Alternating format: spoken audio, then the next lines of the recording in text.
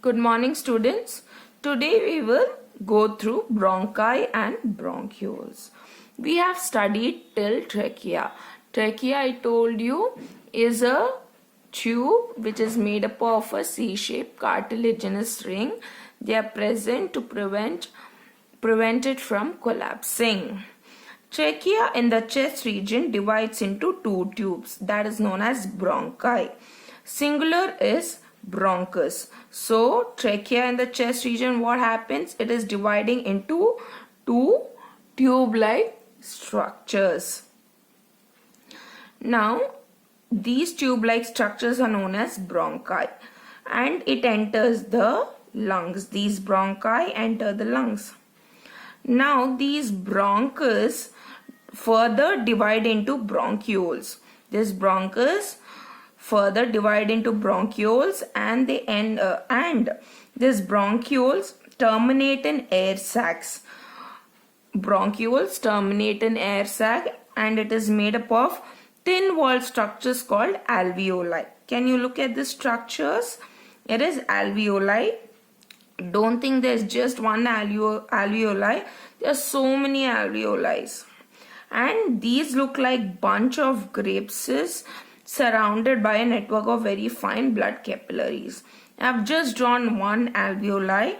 There will be a bunch of alveoli. So many alveoli that will be present. Now this is a capillary. Now here we see exchange of gases happening. Carbon dioxide moves out, oxygen enters in, and the carbon dioxide is expelled out through the nose. It enters the alveoli, bronchioles, then the bronchus, then the trachea. So then the pharynx, finally nasal cavity, nostrils, it is thrown out.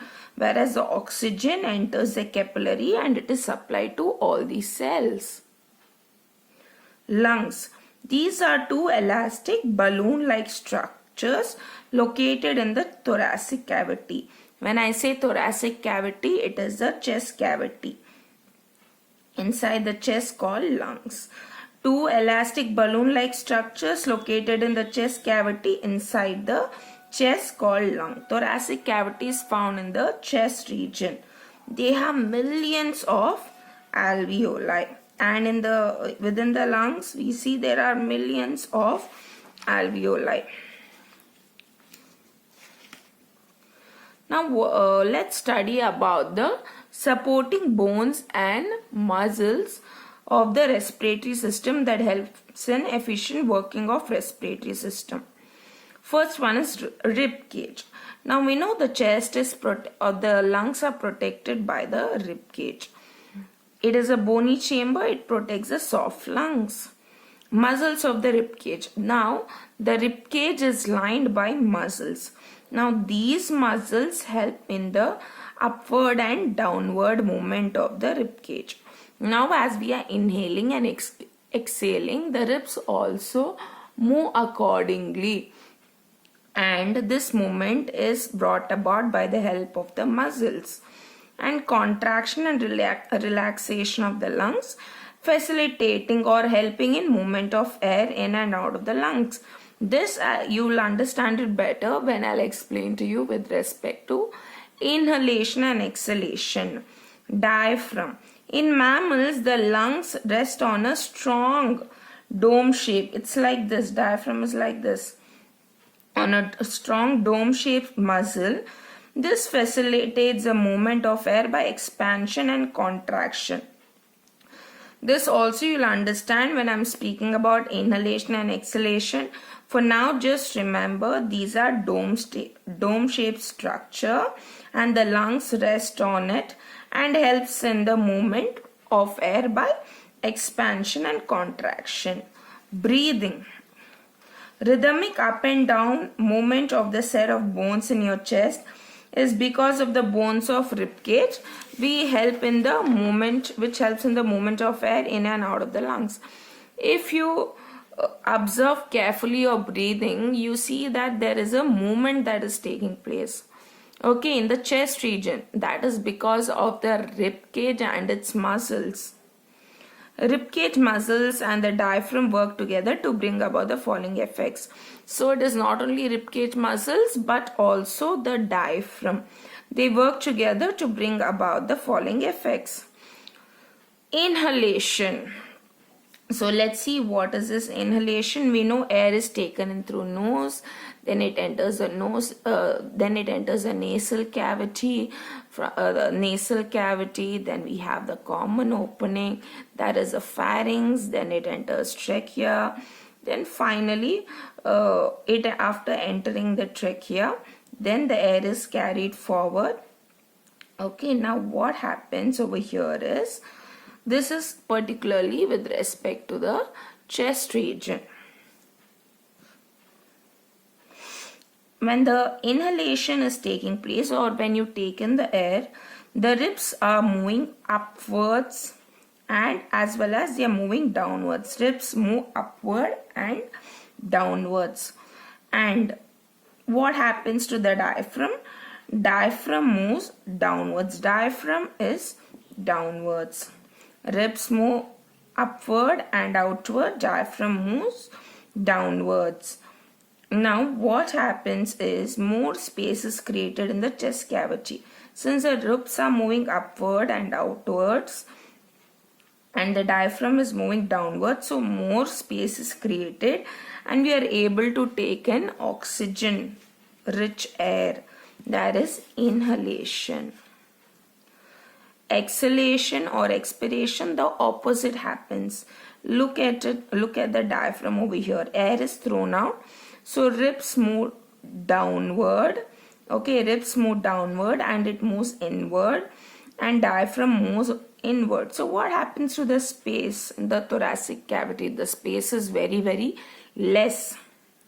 Space in the chest cavity reduces, and this pushes out the carbon dioxide rich air from our lungs. Breathing rate is controlled by brain's respiratory center. Now there is a respiratory center in the brain that controls the breathing in human beings. Breathing rate is a number of breaths per minute.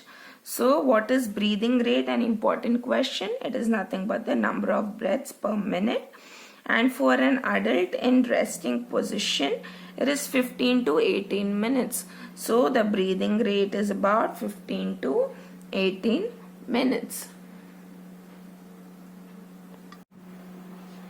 Cellular respiration.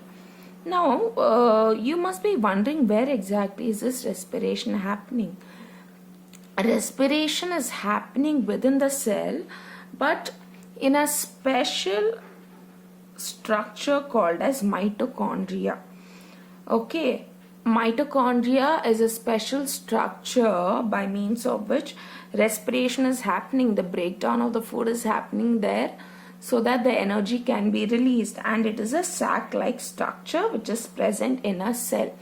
It is also known as the powerhouse of the cell. It is known as a powerhouse of the cell because it produces energy. The food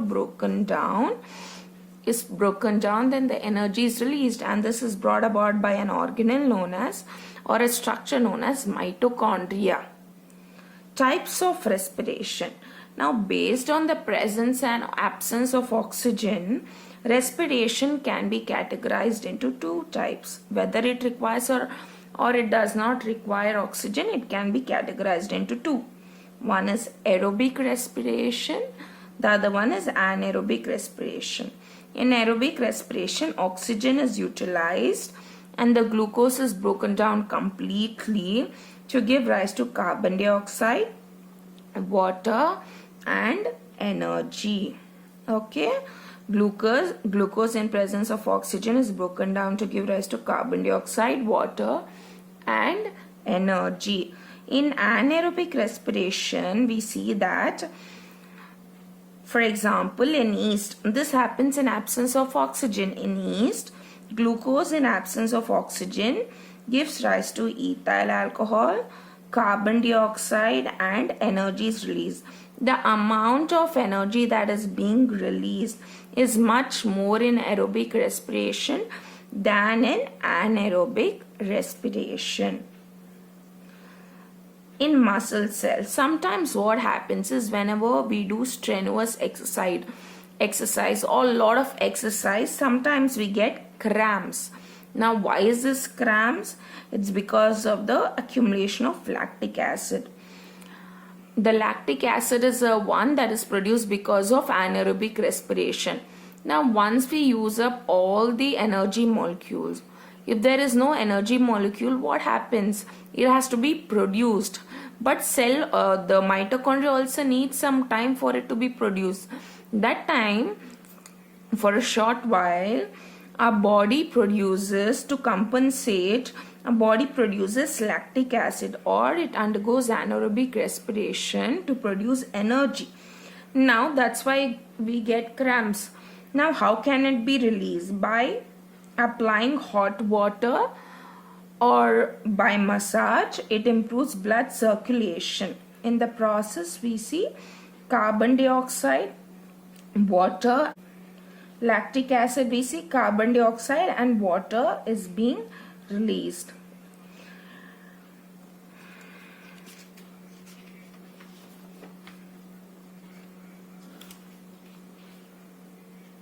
Circulation of gases in the human body. Now we know oxygen enters the lungs. From there, the oxygen which is present in the lungs, it enters the blood through alveoli, it enters the capillaries, then to all the other parts of the body. Same with what happens to carbon dioxide, it is produced as a byproduct. So the blood carrying carbon dioxide is taken to the lungs and finally it is being thrown out. So this is with respect to circulation of gases in the human body.